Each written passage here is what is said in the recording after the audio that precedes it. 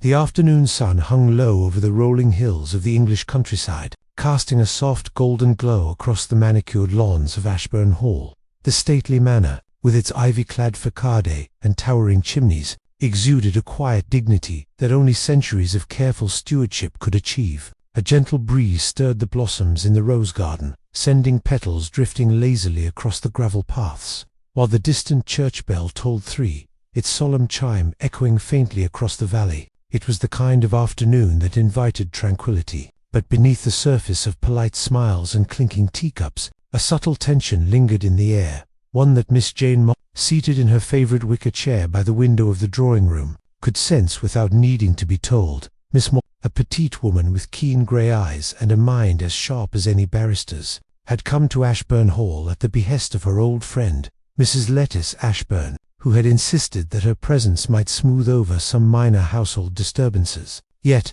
as Miss Marple often noted, households are rarely disturbed by what they admit. It is the things they hope remain hidden that cause the most trouble. She took a delicate sip of her afternoon tea, the china cup warming her hand, and allowed her eyes to wander over the assembled guests. The manor had never before seen such a gathering. The occasion was ostensibly the annual Ashbourne Hall Charity Ball, a fixture in the local social calendar, where the villagers and neighbouring gentry mingled, beneath glittering chandeliers and the discreet gaze of portrait-lined walls. Yet this year, the air was more charged than celebratory, for the event had drawn a curious collection of visitors, each with their own quietly whispered agendas. There was Sir Reginald Treveth, a man of stern expression and impeccable dress, whose wealth and influence were well known in the county. He spoke little but observed much, and there were whispers that his recent investments in local estates had made him a target of envy and, perhaps, something more sinister. Beside him, in stark contrast, was Miss Penelope Faraday, a sprightly young lady with an infectious laugh and a penchant for the theatrical, whose recent fall from social grace had made her a subject of village gossip. She seemed to take a particular delight in drawing attention, though whether to amuse or unsettle remained a mystery to those who watched her. At the other end of the drawing-room, seated with the air of someone accustomed to authority, was Mr. Edgar Blunt, the Hall's long-standing steward. His face was lined with years of service, and his hands, though strong, bore the faint tremor of a man who had long wrestled with secrets both large and small. Mrs. Harriet Danvers, a widow of some standing in the village, had also been invited. Her reputation as a benefactor of the local parish, coupled with a sharp eye for potential scandals. It was she who had whispered to Miss Marple the night before, "I don't trust this gathering, Jane. There's mischief afoot, and I suspect it will be anything but innocent." Even as Miss Marple made note of these familiar personalities, her attention was drawn to the newest arrival, Mr. Julian Ashcombe, a distant cousin of the Ashbourne family, recently returned from travels abroad. He carried himself with the ease of one accustomed to luxury, yet his eyes betrayed a restlessness, a careful watchfulness that suggested he was measuring more than just the landscape of the hall. Rumour had it that Julian's sudden interest in Ashbourne Hall had less to do with family affection than with the possibility of an inheritance, though none would speak such thoughts aloud. As the guests settled, the butler, Mr. Harris, announced that the first course of tea would be served in the drawing-room before the formal dinner later that evening. The table, adorned with fine linen and silver, held an array of delicacies, delicate finger sandwiches, dainty scones with clotted cream, and an assortment of pastries that tempted even the most disciplined of appetites. Miss Marple, ever the observer, noted who reached for what, with an almost imperceptible scrutiny, aware that the smallest habits often revealed the greatest truths. The conversation, at first polite and measured, soon revealed the underlying tensions. Sir Reginald mentioned in passing his upcoming business ventures, subtly testing the reactions of those present, while Miss Faraday's laughter, though light and melodic, seemed to edge into nervousness whenever Julian Ashcombe entered the room. Mrs. Danvers, who had a keen understanding of human nature, exchanged meaningful glances with Miss Marple, as if silently conveying that something was amiss, though neither would yet put words to it. It was during this fragile interlude that the inciting incident occurred. The grand clock in the hallway struck 5, and with its final chime came an unexpected commotion. A muffled cry, followed by the unmistakable sound of someone collapsing, drew every gaze toward the main staircase. There, at the foot of the polished steps, lay Lady Eleanor Ashbourne, the matriarch of the house. her eyes wide in shock, and her hands clutching her chest. Chaos erupted. Guests rushed forward, their voices overlapping in concern, while Mr. Harris and Edgar Blunt hurried to assist. Miss Marple, remaining seated for a mere moment to gather her thoughts, observed with quiet precision. Lady Eleanor's face, though pale, bore no outward marks of injury, yet her collapse had all the appearance of sudden and acute distress. The house physician, summoned with haste, shook his head gravely after a cursory examination. "It seems a fainting spell, perhaps stress or perhaps the heat," he suggested, though his tone betrayed a certain unease. Miss Marple, however, required no medical expertise to sense the truth that lay hidden beneath this staged calm. She noted the subtle furrow of Sir Reginald's brow, the involuntary glance Julian cast toward the hall's liquor cabinet, and the faint tremor of Mrs. Danvers's hand as she steadied herself on the arm of a chair. In such moments, she reflected, the smallest gestures spoke louder than any words. "Fainting, indeed," she murmured under her breath, her mind quietly cataloguing every movement, every shadow of behavior that seemed slightly askewed. As Lady Eleanor was assisted to a more comfortable chair, Miss Marple excused herself from the circle of concerned onlookers. She stepped into the adjoining library, where the soft rustle of pages and the faint scent of polished oak offered a welcome reprieve from the tension in the drawing-room. Here, she allowed her thoughts to wander. A charity ball, she considered, was always an intricate dance of appearances and concealed intentions, and when sudden illness or perhaps worse, the choreography often revealed more than anyone intended. It was not long before Miss Marple's quiet contemplation was interrupted. A note, slipped under the library door, bore the unmistakable hand of Julian Ashcombe. "Miss Marple," it read, "there are matters you must see for yourself. It concerns the safety of Ashbourne Hall this evening. Please come at once." Intrigued, Miss Marple followed the instructions, moving with her usual measured steps down a corridor lined with ancestral portraits whose eyes seemed to watch her progress. She found Julian waiting near the servants' quarters, his expression unusually grave. "Miss Marple," he began, without preamble, "I do not know how to put this delicately, but I fear something untoward may occur tonight at the ball. Lady Eleanor's sudden illness. It may not be what it seems." Miss Marple's eyes, sharp and unwavering, met his. "You are suggesting, Mr. Ashcombe, that your cousin's fainting was deliberate?" Julian hesitated, then nodded. "I cannot say for certain, yet I have reason to believe that among us tonight, someone harbors intentions most nefarious. I thought it only prudent that you be aware." Her mind, always quick to assemble pieces that others overlooked, began to map the intricate web of relationships and motives present in Ashbourne Hall. Each guest, each servant, each whispered remark could be a thread in a tapestry of deceit, and the evening promised to test her powers of observation to their utmost. As the sun dipped lower, spilling its last amber rays across the hall's grand facade, Miss Marple returned to the drawing-room. The guests had resumed their places, though a subtle tension lingered, now tinged with curiosity and unease. The orchestra, stationed in the corner of the great hall, struck the first delicate chords of a waltz, and the charity ball commenced, glimmering with the polished splendor of chandeliers and satin gowns. Yet Miss Marple, ever watchful, could not shake the sense that the beauty and gaiety were but a thin veneer, beneath which something darker stirred. And so, with tea still cooling in forgotten cups and petals from the rose garden drifting silently across the gravel, Ashbourne Hall prepared to host a night that would soon be remembered, not for the splendor of its ballrooms, but for the fatal turn of events that would leave its inhabitants questioning every smile, every gesture, and every carefully chosen word.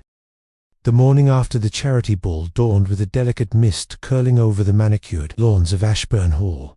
The manor seemed quieter than usual, as if even its walls were taking a moment to consider the events of the previous night. Miss Marple, rising early, as was her custom, wrapped herself in a modest dressing gown and settled by the window overlooking the garden. The dew still clung to the roses, glistening like tiny jewels, and the distant call of a blackbird echoed faintly across the grounds. It was the kind of morning that invited reflection, and reflection was exactly what Miss Marple intended. Lady Eleanor Ashbourne, though resting in her private chambers, remained pale and delicate, attended by the house physician and her devoted maid, Mrs. Pevensey. There had been whispers during breakfast that Lady Eleanor's collapse might have been merely an overexertion, yet Miss Marple's intuition told her otherwise. Often, she reflected, The cause of such a sudden ailment lay not in physical weakness, but in matters far more intricate: envy, resentment, or calculated design. Miss Marple began her day with a measured tour of the house, ostensibly to admire its ancient tapestries and polished oak paneling, but in truth, to observe the subtle interplay of servants and guests alike. The kitchen staff moved with a practiced efficiency, yet even in their routine there were hints of unease. Mr. Harris, the butler, had greeted her with a bow that seemed just slightly too formal, his eyes flickering briefly toward the pantry before settling on her. The steely precision of his movements suggested a man used to keeping secrets.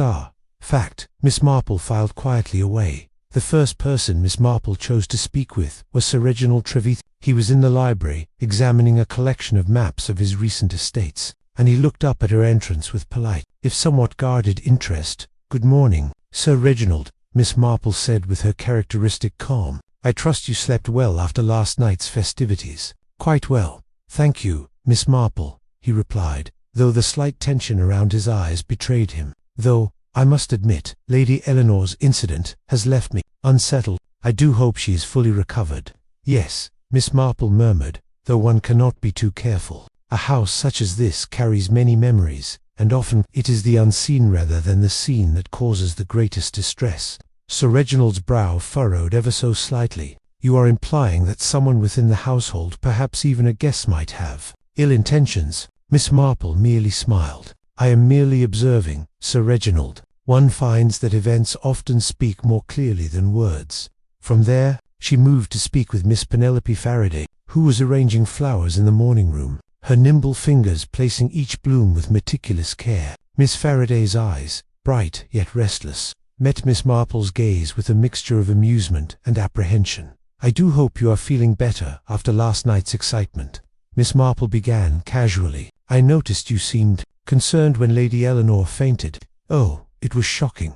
"Indeed," Miss Faraday replied, her voice lilting. "One never expects such things to happen in the midst of celebration. Still, I confess, I cannot recall seeing Lady Eleanor in such a state before. One wonders, does one not?" Miss Marple's sharp grey eyes lingered on her. "Indeed, one does, Miss Faraday, and sometimes one wonders not just at the event itself, but at the circumstances surrounding it. A fainting spell can be innocent, or it can be very deliberate." Miss Faraday's delicate hand faltered slightly, brushing the petals she was arranging. "Deliberate, you say? Surely you do not mean—" "I merely suggest that it is wise to consider all possibilities," Miss Marple replied softly, her voice carrying the authority of someone who had long studied the quirks and contradictions of human behavior.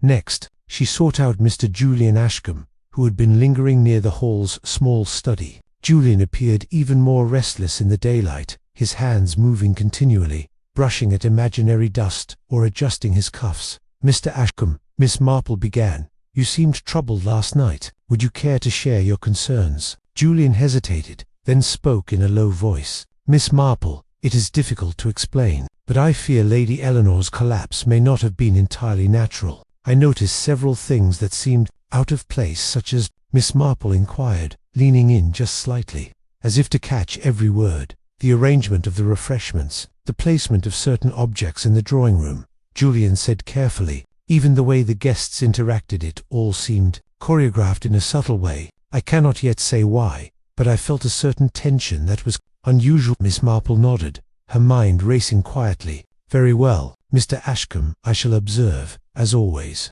and I may come to you with further questions." Her next stop was Mrs. Harriet Danvers, who had requested a private conversation over tea in the morning room. Mrs. Danvers, ever shrewd, did not waste words. "Jane," she began, "you know how it is with these grand events. Everyone wears a mask, even among friends. Last night, I saw something, just a glimpse, but it troubled me greatly. I cannot say who is involved, but I would trust your judgment above all."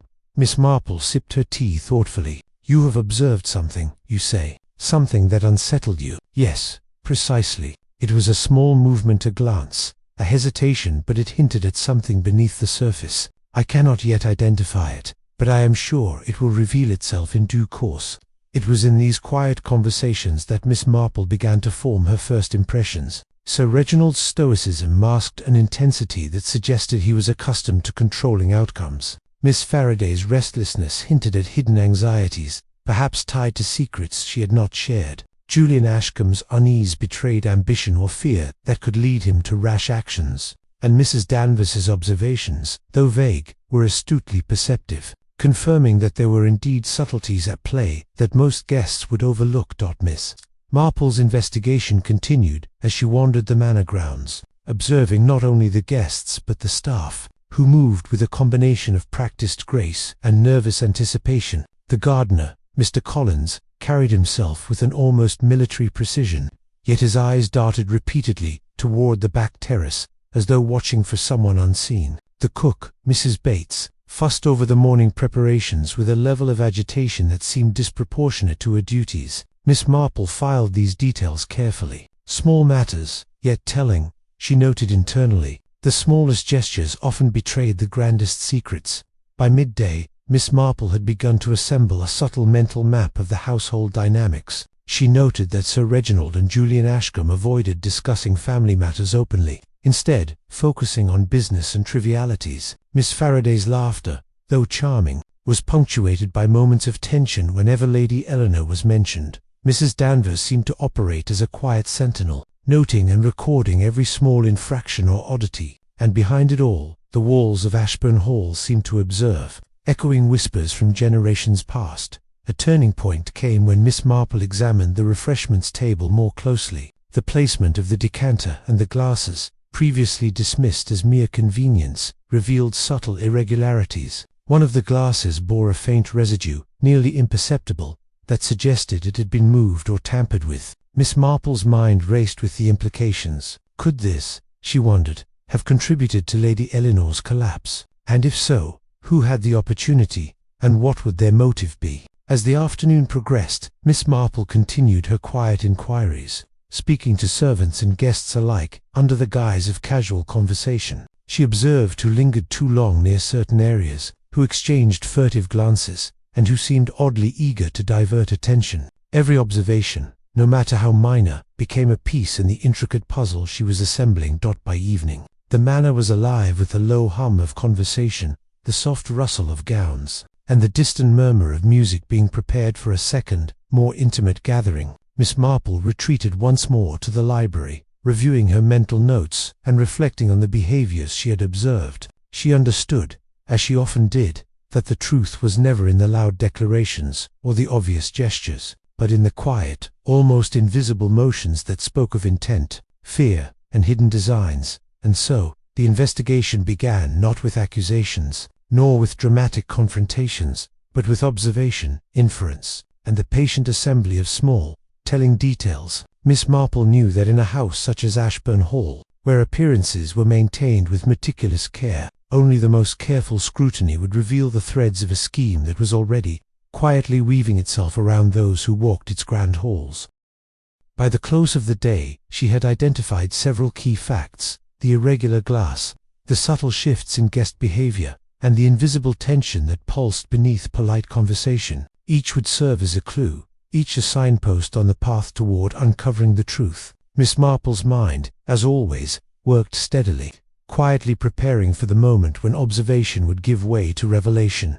The evening at Ashbourne Hall began under a cloak of unusual tension. The grand dining room, once the site of polite chatter and clinking silverware, now hummed with subdued murmurs, as if the very walls had absorbed the unease of the afternoon. Candles flickered across the polished oak table, casting shadows that danced across the faces of the assembled guests. Miss Marple, seated near the corner of the room, observed with quiet precision, noting each movement, each hesitation, each glance that spoke louder than words ever could. Lady Eleanor, though recovered enough to be present, remained pallid and delicate, her eyes wide with a mixture of lingering shock and vigilance. She sipped her soup delicately, her hands shaking only slightly, as though aware that danger had, somehow, touched her. Miss Marple's mind noted every detail, for even a tremor could betray more than a whispered confession.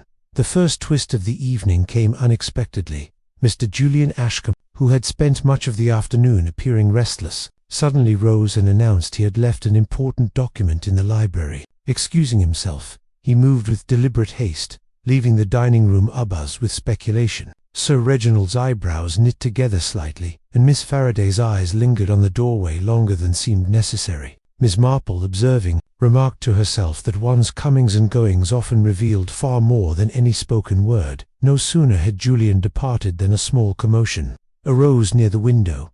Mrs. Harriet Danvers, while reaching for her napkin, had knocked over a delicate silver vase, sending it crashing to the floor. The sound, though minor, seemed to break the fragile calm of the room. Guests glanced nervously at one another, and whispers spread like wildfire. Some suggested it was mere clumsiness. Others, more quietly, hinted at a message, a warning, or an accident with greater consequence. Miss Marple simply noted the incident and moved on. For the placement of a vase or the knocking over of one could be a clue. If the wrong hands were involved, but Miss Marple's attention then turned to Sir Reginald. He had been uncharacteristically silent, observing the room with a calculating gaze. When Miss Marple engaged him in light conversation about the upcoming estate improvements, he responded politely, but with an edge of defensiveness that suggested he wished to steer the conversation elsewhere. Miss Marple filed this away. Those who wished to hide something often became disproportionately attentive to minor details, a distraction to keep others from noticing what truly mattered. Meanwhile, Miss Faraday's behavior became more conspicuous. Her laughter, earlier so light and infectious, now carried a tinge of forced cheerfulness. She appeared to follow Julian's movements with a mixture of curiosity and anxiety. Miss Marple, ever discreet, noted that Miss Faraday's fingers repeatedly toyed with the lace cuff of her gown, a subtle sign of nervous agitation. There was no doubt in Miss Marple's mind that the young lady's outward charm masked an inward tension, one that could reveal itself if approached with the right combination of patience and tact. A second twist emerged as the housekeeper, Mrs. Pevensey, entered with a note she claimed to have found tucked behind one of the portrait frames in the hallway. The note bore no signature, only a cryptic message: "Tonight, the past will reveal itself. Watch carefully, for all is not as it seems." A collective hush fell over the room, and Miss Marple's eyes twinkled with quiet amusement. She had long known that people often underestimated the importance of small, seemingly theatrical gestures. This note, whether intended as a prank or a warning, would serve as a key piece of her investigation. Miss Marple decided it was time to probe a little deeper, engaging guests in carefully structured conversations designed to observe their reactions. She first approached Sir Reginald with a delicate inquiry about his recent dealings in neighbouring estates. He responded with measured calm, but Miss Marple detected a flicker of irritation when she mentioned certain properties adjacent to Ashbourne Hall. She noted the pattern. The irritation, though slight, suggested that the estates, and perhaps a dispute over them, could be a potential motive. Next, she conversed with Julian Ashcombe upon his return from the library. She inquired casually about the document he had retrieved, and Julian's hands trembled slightly as he adjusted it under his arm. His answer was vague, citing only routine correspondence, but the nervousness was unmistakable. Miss Marple filed the detail away. A nervous hand often spoke louder than a practiced smile. Miss Faraday, in turn, was engaged in conversation about her charitable endeavours. She spoke eloquently of her intentions, yet her eyes kept darting to Lady Eleanor, and her smile, though bright, seemed strained. Miss Marple noted the subtle tension between ambition and fear, the kind that could easily push someone toward reckless decisions. The evening progressed with more small yet telling incidents. The orchestra began to play a soft waltz in the corner, and as the music filled the room, Miss Marple's attention was drawn to the subtle gestures exchanged among guests. Sir Reginald, who had been quietly observing, leaned ever so slightly toward Julian when a particular piece of conversation arose, as if asserting a subtle dominance. Miss Faraday's hand brushed against the back of a chair in a way that suggested either nervousness or premeditation. Mrs. Danvers, meanwhile, moved unobtrusively, her eyes scanning for inconsistencies, recording mental notes with meticulous precision. It was then that Miss Marple noticed a peculiar interaction near the fireplace. One of the lesser guests, a young barrister named Mr. Theodore Hargreaves, seemed unusually attentive to Sir Reginald's movements. His polite inquiries about the estate appeared to be a cover, for every so often he cast furtive glances toward a small drawer in the sideboard. Miss Marple, who had long relied on observing the interplay between people rather than isolated actions, made a mental note. Mr. Hargreaves's interest was not merely social, it was investigative. and possibly opportunistic. Just as she was piecing these details together, a sudden commotion arose at the far end of the room. A loud crash echoed as a tray of champagne glasses tipped over, spilling sparkling liquid across the polished floor. Gasps and exclamations ensued, and Miss Marple's eyes scanned the scene. The tray had been placed near Lady Eleanor's seat, and the spill, though perhaps accidental, had the potential to endanger her once more. Miss Marple noted the incident quietly, aware that accidents were sometimes orchestrated with subtle precision. A series of whispered conversations followed, with guests speculating about mischief, illness, and misfortune. Miss Marple, however, remained calm. She understood that in any complex web of human behavior, chaos often served as a convenient distraction from deliberate intent. The challenge, she reflected, was to see through the smoke and mirrors, to discern not what people wanted her to believe, but what they could not conceal. By the time dessert was served, Miss Marple had compiled a rich tapestry of clues, observations, and subtle Sir Reginald's irritation, Julian Ashcombe's nervousness, Miss Faraday's restless charm, Mrs. Danvers's careful vigilance, and even the cryptic note found by Mrs. Pevensey. All these threads were interwoven, each capable of revealing a hidden truth. Yet, as often happens, the most telling piece of evidence was not in the overt actions but in the quiet, overlooked details, the placement of a glass, the brush of a hand, the direction of a glance. And then, as if to underline the precarious nature of the evening, a second incident occurred. The hall's cat, a sleek black creature named Minerva, leaped suddenly onto a side table, sending a small candelabra crashing to the floor. The flames flickered, threatening to ignite the polished carpet, and the room erupted in a scramble to prevent disaster. Miss Marple observed calmly as Mr. Harris and the kitchen staff rushed to contain the situation, noting how each guest reacted. Some moved with genuine concern, others with calculated indifference, and still others with barely concealed delight at the minor chaos. By the close of the evening, Miss Marple had developed a list of potential motives and suspects. There were ambitions, grievances, and concealed relationships, all tangled in a network of appearances and expectations. Yet, she reflected, it was not only the motives that mattered but the means and opportunity, and above all, the subtle fingerprints of character that could reveal the hand behind any mischief or malice. As the guests retired to their rooms, Miss Marple lingered in the drawing-room, her eyes scanning the remnants of the evening. The overturned glasses, the misplaced tray, the cryptic note, all were pieces of a puzzle she was determined to solve, and in the quiet, shadowed corners of Ashbourne Hall, she felt the unmistakable pulse of suspense, the silent rhythm of a mystery poised on the edge of revelation. With careful patience, she resolved to follow each thread, to observe each gesture, and to await the moment when the apparent chaos would yield to the clarity of truth. And she knew, as she always did, that in a house like Ashbourne Hall, where appearances were polished to perfection, the smallest detail could hold the key to a discovery that would change everything. The following morning brought a pale light over Ashbourne Hall, filtering through the tall mullioned windows of the drawing-room where Miss Marple had taken her customary seat. Outside, the gardens were quiet, save for the distant crow of a rooster and the rustle of early spring leaves. It was a moment of calm, yet Miss Marple's mind, as ever, was far from tranquil, for beneath the veneer of domestic order, she felt the pulse of unresolved intrigue, a thread of tension she was determined to unravel. Miss Marple's first task that morning was to review the scattered pieces of evidence she had collected over the preceding day. The cryptic note found by Mrs. Pevensey, the irregularities with the glass at the dinner table, the small accidents that had punctuated the evening, and the subtle behaviors of each guest all demanded careful scrutiny. Miss Marple reflected that while accidents could be coincidental, patterns rarely were, and in a house such as Ashbourne Hall, where centuries of careful management fostered habit and routine, anything out of place immediately drew her attention.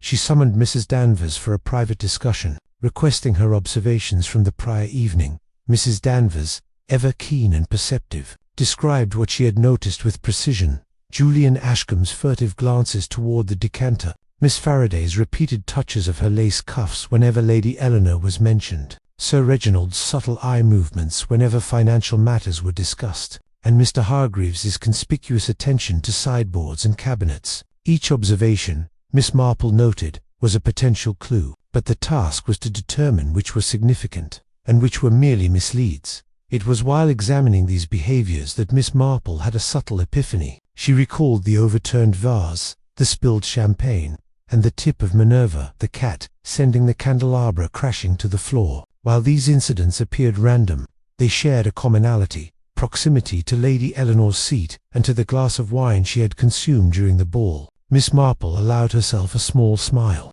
The accidents, she reflected, were likely designed to appear harmless, yet each had the potential to influence Lady Eleanor's physical state. Miss Marple decided to investigate the glass itself, discreetly retrieving it from the sideboard where it had been set aside. Examining it with care, she noticed a faint, unusual residue along the rim. It was subtle, far too faint to be detected by casual observation, but to a trained eye like hers, it suggested tampering. The residue's presence, combined with the prior fainting, hinted at a methodical attempt to induce distress, rather than an accident of chance. Her mind turned to motive. Who among the guests stood to gain from Lady Eleanor's incapacitation? Sir Reginald's financial interests were evident. Julian Ashcombe's inheritance ambitions were plausible. Miss Faraday's social maneuverings suggested personal gain, though perhaps of a subtler sort. And Mr. Hargreaves, though younger and less connected, might have had aspirations that were carefully hidden beneath an air of polite curiosity.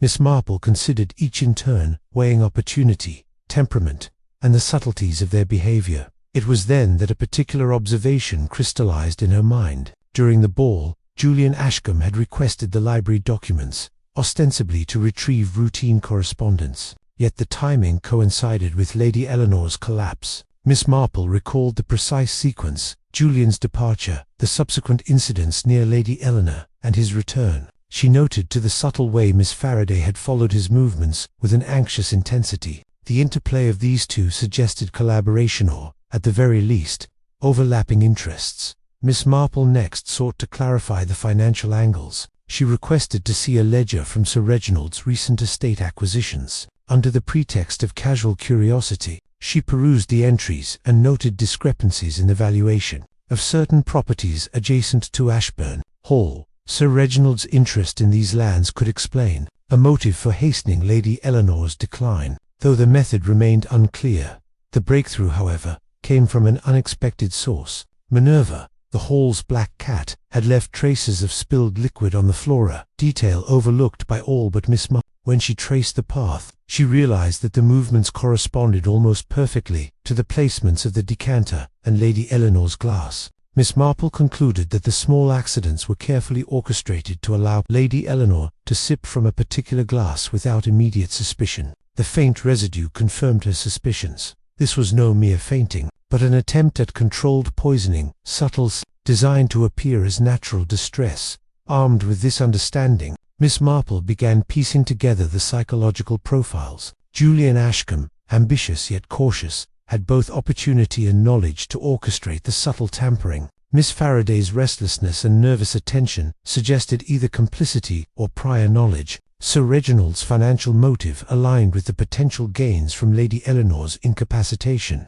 And yet, only one combination of observation, opportunity, and action aligned perfectly with the evidence. Miss Marple requested a private meeting with Lady Eleanor, now seated in her sunlit morning room, wrapped in a soft shawl. "Lady Eleanor," she began, "I believe the fainting spell you experienced was not entirely accidental. You were administered a substance carefully. Were you aware of anyone attempting such an act?" Lady Eleanor's eyes widened in surprise, but she nodded slightly. "I had my suspicions, Jane. Certain glances, certain gestures. I cannot name anyone with certainty, but I have felt a shadow of intent. It is unnerving, and yet, I am relieved that you are here to observe." "Thank you, dear," Miss Marple replied. "It is always best to consider what seems small or incidentally, often proves to be the key." She then outlined her observations: the misplaced decanter, the residue, the minor accidents, the subtle tensions among the guests. Lady Eleanor listened intently, confirming details from her own experience. With this confirmation, Miss Marple turned her attention to the final test, the confrontation. She arranged a gathering of the principal guests in the drawing room under the pretext of discussing the day's arrangements. As the group assembled, she allowed silence to settle, giving each guest a moment to become aware of their own subtle reactions under scrutiny. "Last night," Miss Marple began, her voice calm yet precise. "We experienced several incidents that might have seemed accidental. A fainting spell, a spilled vase, a tipped tray. Each might have been dismissed, yet together they reveal a pattern. One pattern, in particular, concerns a certain glass, used at the dinner table." She allowed a slight pause, scanning the faces before her. "This glass was tampered with. A slow-acting substance was introduced, intended to cause Lady Eleanor harm or, at the very least, distress."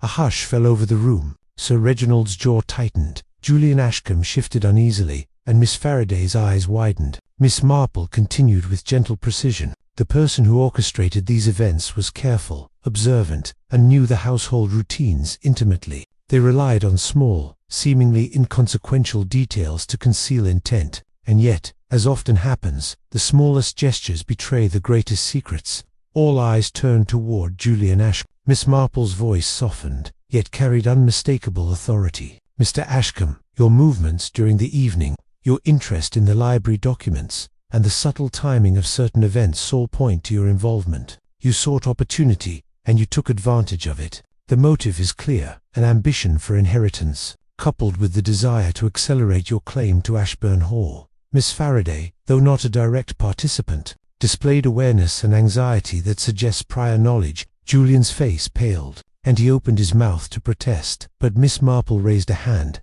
"It is not a matter of accusation alone, it is the sum of observations, actions, and consequences. Every detail matters, and every gesture speaks. In trying to conceal your intent through misdirection, you revealed it instead." Sir Reginald, still seated, let out a long breath, the tension in his shoulders easing slightly. "Jane," he said quietly, "I feared as much, but I had not realized the extent." Miss Marple smiled faintly, allowing the weight of reason and observation to settle over the room. "It is always the small, subtle truths that guide us to clarity, and now, with all evidence considered, we may prevent further harm." The morning after Miss Marple's quiet revelations dawned over Ashbourne Hall in a soft haze of silver light. The dew still clung to the lawns, sparkling like tiny gems beneath the early sun, and the rose garden seemed to hold its breath, as though aware that the household had survived the night's tension. The manor itself appeared unchanged, yet within its walls a subtle shift had occurred. The fragile equilibrium between appearance and truth had been restored, and justice was about to take its measured course. Miss Marple, seated in her familiar wicker chair by the drawing-room window, reflected on the previous day's discoveries. She sipped her tea slowly, the delicate porcelain warming her hands, while her sharp grey eyes traced the patterns of early light across the polished floor. The sequence of small incidents, the fainting, the overturned vase, the tipped tray, the spilled champagne had revealed the subtle orchestration of intent. Yet the truth, she reminded herself, was never merely in the actions themselves, but in the gestures, the glances, and the choices that guided them. Sir Reginald Trevithick was the first to be called into private consultation. Though a man accustomed to authority and influence, he listened with a respectful attention that suggested he had long recognized the quiet genius of Miss Marple's insight. She recounted the observations and evidence she had compiled, leading him gently toward the understanding of the orchestration behind Lady Eleanor's collapse. "Sir Reginald," she concluded, "the combination of motive, opportunity, and subtle execution points unambiguously to Julian Ashcombe. His ambition to secure inheritance, coupled with his careful attention to the household routines, made him the only person capable of implementing such a plan without immediate detection." Sir Reginald nodded gravely. "It is exactly as you say, Miss Marple, and yet, I am astonished at the patience and subtlety involved. One could not have foreseen such precise timing without careful observation."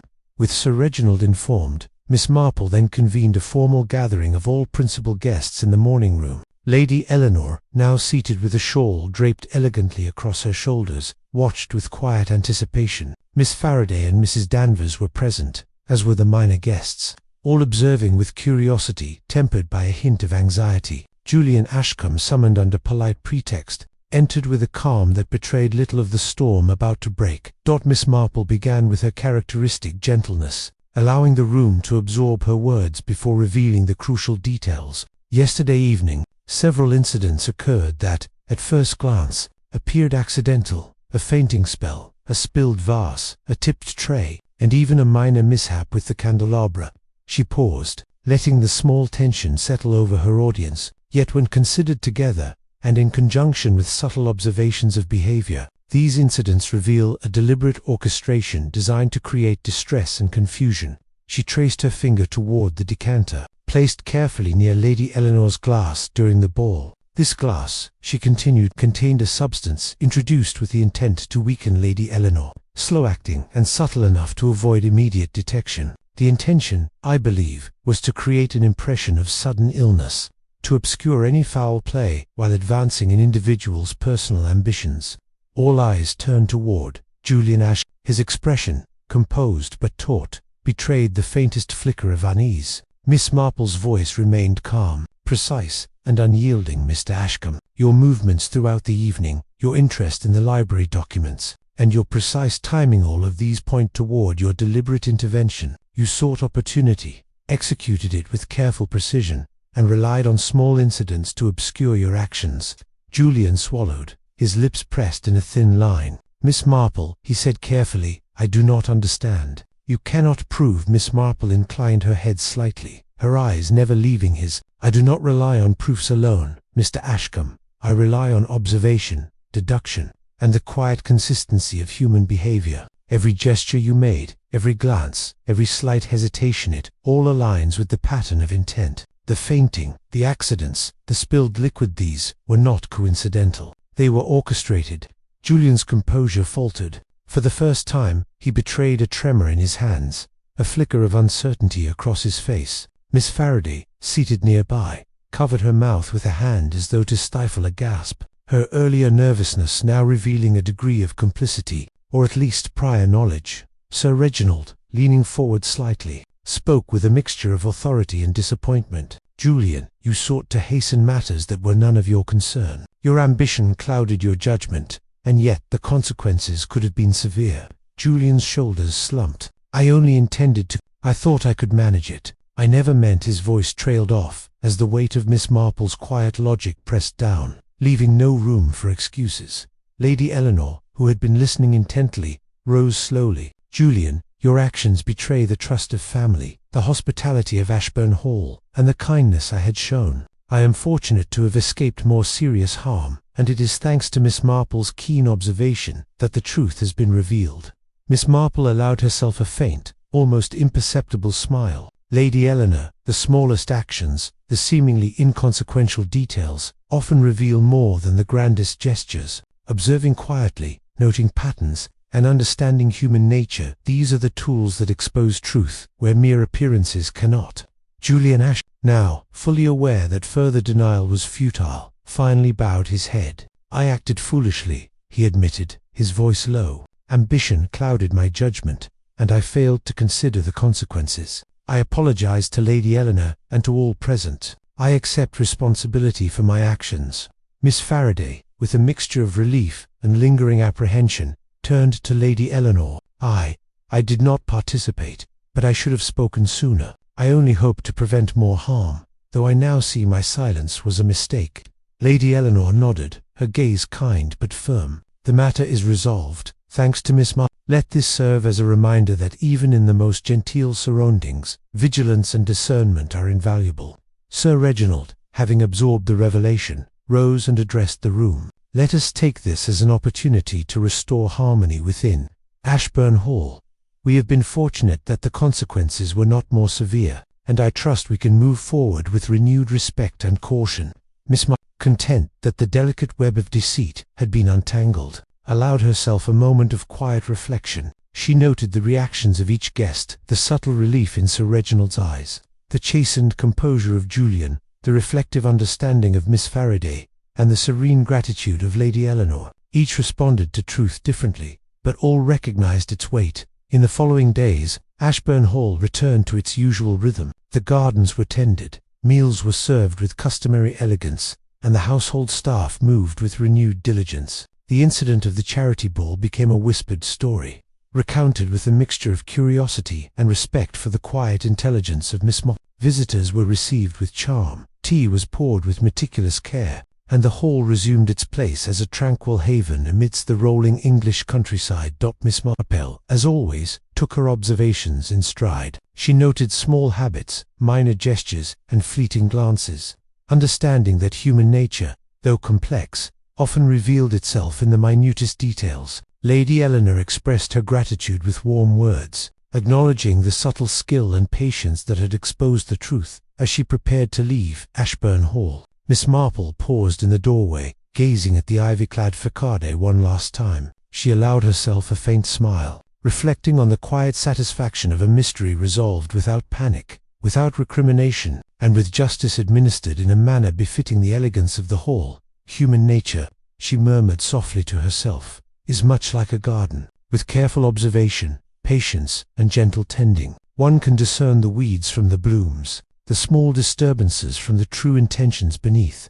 And with that, Miss Marple took her leave, walking down the gravel path toward the village beyond, confident that Ashbourne Hall would continue to flourish, now free from subtle treachery and poised once more for peace, civility, and the quiet joys of country life.